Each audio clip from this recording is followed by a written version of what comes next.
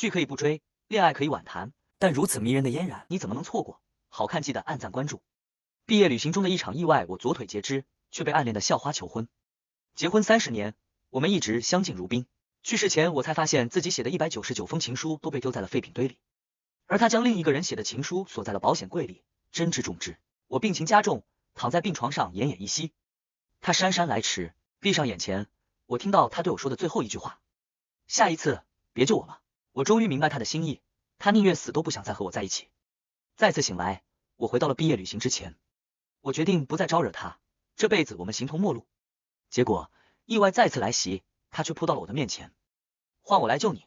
我意识模糊中，只觉得周围叽叽喳喳，人声鼎沸，有人用胳膊撞了撞我。季伯达，季伯达，投票呢，就差你了。我茫然的眨眨眼，望向四周，眼前是一个个熟悉又陌生的脸庞，无一例外的都很年轻。我们7人曾经是高中最好的朋友，但是一场毕业旅行发生了意外，我最好的朋友谭连熙去世，我也落下残疾。这一切都太过伤痛，谁都不敢提及。最后我们渐行渐远。毕业旅行去秋千洞行不行啊？表个态啊！见我久久没有回神，坐我左边的谭连熙直接给我头上来一记重锤。看到老朋友重新鲜活的出现在我面前，我又惊又喜。我竟然真的重新回到了毕业旅行之前，一切悲剧的开始。季伯达怎么了？是不是知道柳如烟校花要和我们一起去？高兴坏了，也太没出息了。再次听到柳如烟这个名字，我的心里像是被泼了一盆冰水。上一辈子，柳如烟突然表示要和自己几个朋友一起加入我们，最后那几个女生都有事，来的只有柳如烟。第一晚预定的酒店房间被一个旅游团给抢走了，我们几个男孩子本想去网吧包宿挤一挤，但是想着还有个女孩子，还是找了家宾馆。没想到晚上突发地震，宾馆房屋老旧，发生了坍塌。眼见着柳如烟差点被石头砸到，我推了她一把，自己转头被灯架砸中。被救出时，我的左腿坏死，只能截肢，而谭连熙为了救宾馆里的其他人，自己却永远闭上了眼。我和柳如烟上的是同一所大学，在校期间她便一直照顾我。毕业典礼上，她突然向我求婚，我同意了。婚后，我们少了点年轻夫妻的激情甜蜜，多了点相扶相持的烟火味。但我也不忘为生活增加点浪漫，为柳如烟写了一封又一封情书。临死前，却发现自己写的199封情书都被丢在了废品堆里，而他将另一个人写的情书锁在了保险柜里。我躺在病床上奄奄一息时，听到他对我说的最后一句话：下一次别救我了。我以为是这么多年的相处让我们走到了一起，临到死最后才知道是我自作多情，他不过是为了报答我的救命之恩，这恩情困了他那么多年，他不想要了。既然重活一次，我不会再招惹他了。但那场意外伤了太多人，这一次我要改变所有人的命运。我们几个大老爷们的，加上一个女生不方便吧？这辈子我不想和柳如烟再有什么联系，想索性抛开她。但是其他单身了小半辈子的人反应很大。为啥啊？柳如烟说了会带女生来，我们高中都还没谈过恋爱呢，要是毕业旅行相处看对眼了，哥们后半辈子不就解决了？等你到大学里，谈恋爱的机会多的是呢。高考毕业旅行，一辈子就一次，哥们重要还是女人重要？最后几个毛头小子一合计，带上女生，那在路上偶遇的机会也少了，同意不带上柳如烟。只能说他们还没吃过爱情的苦，太天真了。我笑而不语。原本我觉得以柳如烟高傲的性格，被拒绝后绝对不会再想和我们接触，结果柳如烟竟然直接电话打了过来，我们赌一把，你要是输了，就让我参加毕业旅行。我皱眉，我这辈子不是很愿意和他再有什么接触。他见我没回答，轻笑挑衅，你不会是怕输吧？比什么由你定，输了别哭鼻子。你才是。第二天，我被约在了商场，柳如烟早早就在那里等住了。她还是像我记忆中那么美，袅袅婷婷站立在那里，便是一道风景，路人都忍不住向她投去目光。我却看住海报上硕大的情侣亲热比赛，陷入了沉思。内容很简单，就是比赛哪对情侣亲热的时间更长。可是，情侣？谁情侣？柳如烟却表情自若地走了进去。我已经给我们俩报名了，只要得了前3名，就算你赢。不应该是我们2个比赛吗？就是我们俩比赛啊，比赛内容由我定。好家伙，和我玩文字游戏，这是想让我知难而退吧？但是为期10天的旅行，我们要同吃同住，和只要忍耐几10分钟的亲热相比，参加比赛简直赢麻了。再说，和柳如烟结婚30多年，也是老夫老妻，早就习惯了。我们对立而战，四目相对。这张脸我面对了30多年，无法否认她真的很美，而且还是19岁正青春的她，五官精致，肌肤赛雪，宛如清晨的雾水，澄澈而朦胧动人。但我已经看透了柳如烟，就是和名字一样冷心冷肺的女人，再美，我也不会再心动了。比赛开始，我还没动，柳如烟似乎很想赢，抓住我的衣领便亲了上来。唇瓣接触到的那一刻，我的喉结不禁抖动。柳如烟主动的过分，我几乎被烫的想要逃跑。柳如烟的手摸到了我的耳垂，一阵酥麻感传来，浣息间，我清楚的看到柳如烟眼神里的玩味，脑中再次想起上辈子的教训。柳如烟是我们学校里鼎鼎有名的学霸加校花，血气方刚的小伙子排着队给她送情书，而我在她路过篮球场的时候，也要有意无意投上一颗三分球来吸引她的注意。但柳如烟拒绝了所有男生，反而是对她不怎么热络的人，她更愿意靠近。这辈子不过是我的特立独行，反而引起了柳如烟的征服欲。柳如烟抓着我衣服的手更加用力，轻微的痛感传来，我的心彻底冷静了下来。这不过是她想让我沦陷的把戏罢了。下一秒，我主动推开了她。柳如烟错愕的看着我，有些不可置信。想来她不觉得有人会拒绝和她的亲密接触。我表情平淡的说，我输了。只是片刻，柳如烟便整理好了心情，冲我露出了一个笑容。那我很期待和你一起的第一次旅行。我转头离开，不想再多和她待下去。但我的口腔里还残留着柳如烟樱桃甜美的气息，挥之不去。到了正式毕业旅行的那天，与前世不同的是，柳如烟这次还带上了一个女生。之前隔壁班的尚嫣然很是文静可爱，小鸟依人的模样，几个男生抢着要帮他们拿行李箱。我走到一旁不想凑热闹，没想到柳如烟却越过所有人，推着箱子走到我面前。季伯达，你帮我推箱子吧。其他人都投来羡慕嫉妒的眼神，几乎要化为实质，简直要刀了我。上一辈子我当然也是争着抢行李的一员，但我现在只想和他保持距离，连旅行都不想看到他，更别提帮他拿行李箱了。我冷眼到旅行刚开始你就要别人帮忙，这么娇气，你还是趁早回去吧。柳如烟不服气，谭莲溪都帮尚嫣然拿了。我大步走到谭莲溪旁边，抢过尚嫣然的行李箱，推了他一把。听到了，他要你想。谭莲溪蒙圈的止住自己，我骂，我没有解释，带上尚嫣然就往车站里走。前世我一直没有发现，原来谭莲溪也暗恋柳如烟，可惜他至此也不知道柳如烟同样也喜欢他。两人上辈子错过了，只有保险柜里珍藏的情书见证两人不曾被人知道的爱情。这辈子不如成全了他们。季伯达，你走慢点。我走的速度有些快，尚嫣然个子矮，跟不太上，几乎要哭了。我后知后觉的向他道歉。尚嫣然见后面没熟人跟上，眨眨眼，小声问道：你知道谭莲溪喜欢什么样的女生吗？没想到尚嫣然竟然暗恋谭莲溪，可惜少女心事要被付之流水了。谭莲溪喜欢的是柳如烟。我惋惜的拍了拍他肩膀。尚嫣然看着我这么悲壮的表情，心知自己没有机会了，嘴巴一瘪，彻底哭了出来。我顿时惊慌失措，上前忙要安慰，被一只手大力推到了一边。赶到的谭莲溪正义感爆棚，季伯达，你把他偷拉过来就是为了欺负他啊，你不要脸。但他却忘了柳如烟也在，当着一个女人的面关心其他女人，可是大忌。柳如烟的眼神里满是受伤，但我没有立场，也不能安慰她。高铁开始检票，人瞬间变多，我转身准备去排队，柳如烟拉住了我的衣角，我下意识的直接挣脱开了。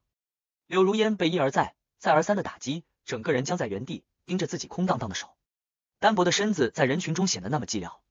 我的心有了片刻的动摇，我太熟悉她孤寂的模样了。上一辈子，柳如烟看着我的眼神永远是悲伤的，眉头永远是紧锁的，和我在一起她总是不快乐。特别是谭莲溪忌日的那天，柳如烟总是比我还伤心。她会准备一大桌子菜，再备上一壶酒，和我喝到酩酊大醉。半梦半醒之间，我会听到她抑制不住的哭声。她好像透过我去缅怀她永远无法在一起的爱人。柳如烟需要的根本不是我，她自始至终只在拿我当替代品，我又何必自作多情？转头，我不再迟疑的进了检票口。我可以和你一起坐吗？位置刚坐好，一抬头，柳如烟又出现了。我自觉态度已经摆得非常明确了，她怎么总是要贴上来，也太烦了吧。转头看到谭莲溪和尚嫣然坐到了一起，心中了然，我起身便要和谭莲溪换个位子。谭莲溪一副警戒的样子，你钱吗？你又要欺负尚嫣然？尚嫣然也露出一副可怜兮兮的样子。我被赶了回去，还好其他人纷纷举手要和我换位置，我选了最远的刘修，想着这样就不用看到柳如烟了。没想到没几分钟，刘修就回来，死活要和我换回来。和校花同坐的机会，什么时候变成烫手山芋了？我不死心，直接准备问陌生人愿不愿意和我换位置。我还没来得及开口，突然一股大力抓住我的手臂，直接拽着我往外走去。柳如烟浑身都散发着低压，她似乎是终于被惹怒了。上辈子柳如烟一路做到了高层，她在工作中是个说一不二、雷厉风行的人，非常严苛，属下都害怕犯错被骂。其他人都说柳如烟对我是例外，她从不对我发火，可恰恰上因为不亲密，所以她不会对我生气，始终对我礼貌疏离。谁会想被妻子当作客人一样的对待？门也被他反手关了起来。不过这辈子连客人都不必了。毕业旅行之后，我们就是陌生人了。我想要甩掉他的手，被他直接推进了卫生间。狭窄的空间堪堪容纳得了我们2个人，但心中生不出任何意念。我想走，却见泽才还生气的柳如烟没了动静，再低头看见他眼眶泛红，倔强的控制着不让眼泪流出来。柳如烟的声音委屈的颤抖起来：“季伯达，重生了不起啊！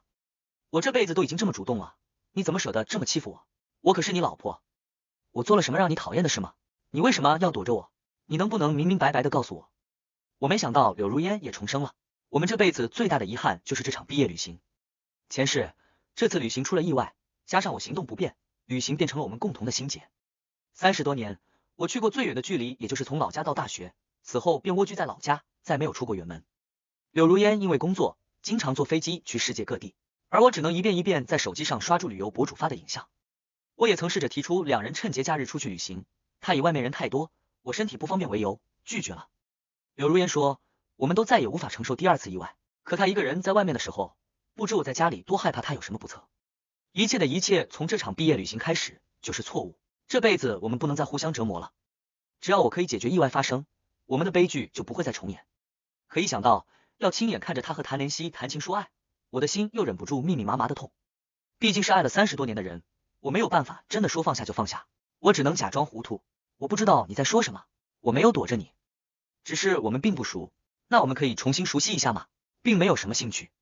柳如烟还想说些什么，门被人敲响了。里面的人在干什么？空气一瞬间变得凝滞，他好像终于反应过来自己把我带到了什么地方，脸瞬间红了起来，变得手足无措。我叹了口气，发信息让谭莲希过来帮忙。走的时候，柳如烟已经恢复了云淡风轻的样子，在我耳畔轻声说道：“不急，我等你有兴趣。”下了高铁，我们往酒店出发。路上其他人有说有笑的，我却始终心事重重。再过几个小时就到了上辈子意外发生的时间了。柳如烟也变得非常沉默。你们怎么了？从高铁上就变得怪怪的。尚嫣然担心的看着我们。谭莲希立刻捂上了他的嘴，表情揶揄的看了我一眼，好像误会了什么。但是我也没心情解释。有了上辈子的经验，这次我换了不同的酒店。没想到被旅行团抢走的事情再次发生，任我们怎么发火，酒店的工作人员也只是不停的说下次过来给我们免费升房型。我们提着大包小包开始重新找酒店。现在是旅游旺季，酒店都被早早订满了。谭莲希拿出手机翻出一个页面，惊喜喊道：“还有一个！”看到是前世的宾馆，我的心瞬间被揪了起来，立刻筑急的否定道：“这个不行。”刘修拍了拍我的肩膀，语重心长的说：“我知道这宾馆条件不好，咱们出来玩肯定没有家里的条件。这么晚了，我们坐了这么久的高铁都累了，先随便将就一晚，明天再重新找好了。”柳如烟赶忙说：“不如我们去网吧包宿吧，我还没体验过呢。你们女孩子去网吧乌烟瘴气不方便的。”是啊，网吧休息不好。眼看着事情又要像前世一样发展，电光火石之间，我想起来那家宾馆附近有一家装修的富丽堂皇的洗浴中心，也可以过夜。当时我们还感慨，如果没有先在手机上预定就好了。我忙提议，先不住即定，去看下环境，顺势假装刚发现洗浴中心。大家果然都更愿意住这里，算是成功让他们摆脱了前世的宾馆。这还是谭莲希第一次来，颇有些刘姥姥进大观园的样子。看住她傻憨憨的样子，我心中颇是感触。谭莲希是我最好的朋友，上辈子无数次午夜梦回，我后悔带他们去到那家宾馆，更后悔没有拦住返回去救人的他。这辈子我希望我的兄弟幸福。谭莲希把视线从食物中移开，看向我：“你怎么哭了？”我随意抹了抹脸，笑着说：“是汗。”他点点头，给我递来一条毛巾。柳如烟和尚嫣然走了过来，要一起去蒸桑拿吗？他们的脸现在便已经被热气蒸得红扑扑的了。我深知他们想邀请的是谭莲希，便识趣的准备自己走开了。柳如烟却把我拉住，一双熠熠生辉的眼眸看住我：“你也一起来吧。”我鬼使神差的还是跟住去了。等门关上，我才发现只有我们2个人进来了。感受到汗蒸房不断升腾起的热气，让我不免觉得有些口乾舌燥。整个房间潮湿而温热，汗水不断从柳如烟的脸上滑落，顺着修长的脖颈引入。哪怕她曾是我相处了30多年的妻子，这一刻我还是无措的转过了头。这一世，我们是不要再有瓜葛的陌生人。我起身想离开，只见他从兜里拿出一个信封，想递给我看。原来他已经收到了谭莲希的情书，来找我取经的。面对一个不爱我的女人，一个我单恋了30多年无果的女人，杂乱无章的心跳还是出卖了我此时的不争气。我不该，但我还是几乎落荒而逃。出了汗蒸房，谭莲希和尚嫣然也不知道去哪了。我看了眼时间，悄悄离开了洗浴中心。住火了，着火了！宾馆前台并没有人，我很容易的便潜了进去，打开了消防演习烟雾。前世宾馆除了我们，还住了5户人家，其中一家有一个老人，谭莲溪就是为了救他而死的。这次我第一个敲响了他们的门，将老人先带了出去。很快5户人家都被我带了出来，但是始终不曾出现的火光，还是让他们看出了端倪。哪里着火了？根本没有啊，光是烟啊！小伙子，你是在恶作剧吗？我们都这么大岁数了，你大晚上把我们喊出来消遣吗？眼见着地震的时间快要到了，他们吵吵嚷嚷着就要重新进到房子里。一个身影冲了出来，冲他们喊道：不可能会无缘无故冒烟，这是预兆，马上就要有大事发生了。他说的煞有其事，其他人都愣住，脚下的动作迟疑了几分。是柳如烟，这是我第一次看到他这么鲜活的样子，为了让他们相信而表情变得很夸张。柳如烟卖力的向他们演说，是真的，我家那边有一户突然水管爆了，淹了整个房子，他们只能搬出去，没想到那天晚上发生了泥石流，把房子给冲倒了。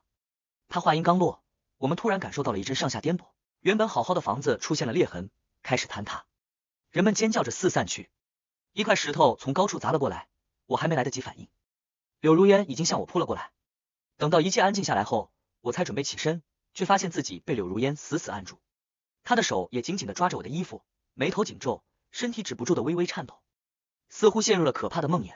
明明很害怕，柳如烟还是扑向了我。还好我们躲开了石头，我犹豫住，想要安抚他。柳如烟已经回过神，爬了起来，仔细的检查了我一遍，见我没事，才终于松了口气。我对上了他的眼睛，柳如烟的眼眸被泪水淹没。太好了，你没事，这次换我救下了你。是啊，一切都结束了。我们纠缠了30多年，这辈子各自安好吧。我下意识的掐住了自己的手指，笑得有些勉强。是啊，所以我们两清了，你可以去追求自己的幸福了。柳如烟的眼神变得疑惑，张了张嘴，还没说话。谭莲溪他们冲了上来，瞬间将我们包围。你们怎么在外面？地震了，你们没事吧？怎么出来了？你们受伤了吗？在朋友们的关心下，我们被簇拥住回到了洗浴中心。这场地震级别很小，只有那家老旧的宾馆受到了影响。这次我们将所有人都拦在房子外面，除了几个人被碎石砸中轻伤外，都平安无事。这辈子，我们的毕业旅行终于有了全新的开始。第2天，我们按照计划去爬山，不知道是不是心中的石头放下的原因，林间的空气闻起来格外的清新，潺潺的溪水，沙沙的树叶也格外悦耳。上一辈子的今天，我们所有人都在医院，我进行了截肢手术，谭莲溪永远离开了我们，悲痛包围着我们，毕业旅行成了我们共同的痛楚。现在我改变了意外，我们悠闲自在的走在山间，未来还有无限的可能。我忍不住露出笑容，脚下的步伐都变得轻快，柳如烟的状态也恢复了。和尚嫣然2人跟住谭莲溪，慢慢走在后面。我们爬到山顶，把帐篷都搭好了，他们才有说有笑地上来。刘秀眼睛都红了，谭莲溪这狗贼背叛组织，竟然一个人左拥右抱的，为什么不是我？说着说着，他们打起了小主意。晚上我们来个夏日夜谈吧，说鬼故事吓唬他们，说不定他们会跑到我们帐篷里求保护了。嘿嘿嘿，我觉得可以。夏哥，你觉得怎么样？我看了眼远处的3人，摇摇头。那你这样会把2个女生都赶到谭莲溪帐篷里？不可能，那随你们。到了晚上，果然刘修他们还是提议要来个夏日夜谈。尚嫣然看起来小小的一个，眼睛亮晶晶的，似乎一点也不怕，还有点兴奋。柳如烟反而有些瑟缩，下意识躲到了尚嫣然的身后。我知道他其实很怕鬼怪，只是碍于面子没办法说。刘修他们不打算放过他，一连说了好几个压箱底的鬼故事。尚嫣然听得兴致勃勃，还要再来一个。柳如烟已经被吓坏了，手都抓错地方，把我的手臂都要抓青紫一片，我只能站出来叫停。大家收拾收拾，各自回到了帐篷休息。2个女生一个帐篷，剩下的男生自由分配，我和谭莲溪一起。旅游的兴奋感，大家都没有消散，回了帐篷也是换个地方玩会。原本躺得好好的，谭莲溪突然说要出门放水，结果半个多小时都没有回来，我都怀疑是不是发生什么意外，正准备出门看看，一个身影钻进了帐篷里。谭莲溪，对方没说话，只是慢慢向我靠近，紧接着一具身体贴到了我的手臂上，明显姣好曲线的身材绝对不是谭莲溪。我几乎吓得要跳起来，对方才终于说话了。季伯达，是我。熟悉的声音，不是柳如烟，是谁？我冷静了下来，柳如烟趁着夜色再次靠近了我。季伯达，我很害怕，你能抱抱我吗？他的声线脆弱而颤抖，虽然看不见他的表情，我却能想象出那双盈盈秋水的双目。我犹豫了一下，还是将他圈在了怀里，抬手轻轻地拍打在他的脊背。柳如烟将头埋进我的怀里，伸手将拥抱揽得更紧。我的心跳都似乎和他的呼吸同频，我们在黑暗中静静的陪伴着。突然，柳如烟开口道：“我们谈谈好吗？”只是一句话，瞬间又让我不安起来。谈谈要追求新的未来，让我不要再来打扰吗？上一辈子，柳如烟对我的照顾算是温柔细心，我们之间总是有一道深深的沟壑阻拦。后来才知道，她只是不爱我而已。我没有那么快把30几年的事就放下，立刻拥抱全新生活。我先去找谭莲溪，我还是选择逃了出去。没走几步，我在柳如烟之前的帐篷里听到了谭莲溪的声音，心中有一种果然的低落。下一秒，我听到了另一个女生，是尚嫣然。我才想起来，这个帐篷是尚嫣然和柳如烟的，就像我是和谭莲溪住的，所以脑子里有什么破碎的东西正在重新构建。但来不及细想，帐篷里的声音应该似乎变得不可描述，我只能立刻逃了回去。看到我回来，柳如烟抱着臂，满眼促狭地说：“季伯达，你对感情真的很迟钝，难道你没看出来谭莲溪喜欢尚嫣然吗？”我表情一僵，沉默了片刻，他说出了更劲爆的话：“也是，所以你高中的时候一直没看出来我喜欢你？”我的大脑几乎停止运行。你在说什么？你喜欢我？谭莲溪喜欢尚嫣然，他不是喜欢你吗？他还给你写了情书，你还放在保险柜里。我的那些情书你都丢在了废纸堆里。柳如烟听完，笑得肩膀都抖了起来，都是故意绕路过去的。你没发现，你打球的时候，我总是经过篮球场吗？篮球场离教字楼那么远，我的非常快。我这才想起来，确实自己故意向他秀3分球的机会非常多，导致我球技都进步。柳如烟继续说，你说的情书是谭莲溪是毕业旅行的时候，他托我转交给尚嫣然的。没想到他出了意外，我很犹豫该不该给嫣然，就一直放在那里。至于你写给我的信纸，我都已经裱起来了。你看到的那些是信封，他们打扫卫生的时候以为空信封是垃圾，后来我发现了，也全都自己收好了，只是你没有看到。上辈子明明活了快60年，现在一听，自己竟然还是个什么都不懂的毛头小子。既然是真心相爱的两个人，上辈子为什么会那么不快乐？柳如烟似乎猜出我想说什么，悠悠道：“我知道你有多喜欢运动，多喜欢阳光，可是那场意外，你把自己关在了房间里，从此和篮球告别。你不知道我有多少次恨自己让你受伤，我也不敢再提那天的事，怕让你难受。每到那天，我都要大醉一场。你不知道我有想留在你身边照顾你，可我又怕你会恨我这个让你受伤的人，我只能小心翼翼，只希望你能让我留下。所以曾几何时，他的那些眼泪都是为我而流的。我不想再等你救我，换我来救你。所以这辈子我们重新认识一下，好吗？”我滚了滚喉结，听到自己的声音，好。我们相拥而眠，早早的被唤醒。我们站在山头，看住全新的太阳带着它的温润的光芒渐渐爬上了山头，所有人的心情都兴奋而开阔。直到太阳完全升起，刘修终于发现了问题。谭莲溪，你怎么和尚嫣然抱在一起了？等下，夏哥你怎么也叛变了？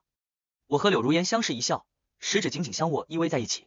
这是我们看的第一次日出，这一辈子我们会一起看完每一天的日出日落，一起重新走一遍上辈子你没走过的路，走遍世界各地，弥补所有的遗憾。而这次的毕业旅行只是我们的开始。全文完。